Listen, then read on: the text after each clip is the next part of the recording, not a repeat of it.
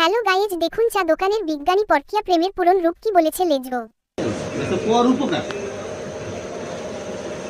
এবার আমার দিকে দেখো কেমনে যে কথা কইছো কথা এটা তো কি রোদে গিয়েছে না কেন আর রাখ কেমনে কেমনে লজিক কোন উপকার ঠিক আছে এটা আমরা বিবেক আমার কথা এই খারাপ সব কারণ আরেকবার ভাবতাছ না পরে করে দিতাছে এটা তো একটা উপকার হই লজিকটা আগে দেখাইলই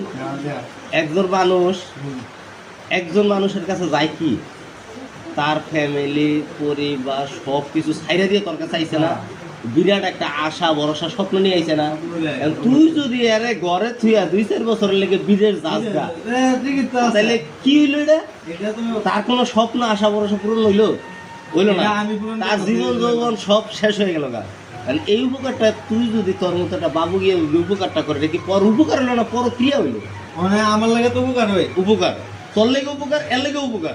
যে বলো দেখে আছে গা এই বলাদার লাগে আমার কি ওর লেগে আছে পরক্রিয়া, ও এটা সন্দেহের সঙ্গে দেখবো, হ্যাঁ ঠিক আছে? কিন্তু আমগুলো লেগে তো উপকার। কত আজকে আজকে মনে কর যে এর ঘরে বাজার নেই, যে বৃষ্টি, এখন তোমরা যদি ডাক কয় বাবু ভাই এখন আমার বাসায় তো ছাতাও নাই, আপনার কাছে ছাতা আছে না, আমি তো ভাই বাজারও যেতে পারতেছি না, আপনার আমার এই বাজারটা চাইনা দিবেন, এটা কি উপকার হলো না ক্ষতি হইলো? এটা পরও কি হইলো? উপকার, এটা পর উপকার হইছে। নাটক মারাও, তুমি বুঝবা কি? এই এটা তো আমি এসে বলছো হ্যাঁ, এটা ভাই কি বুঝবো কসে দি?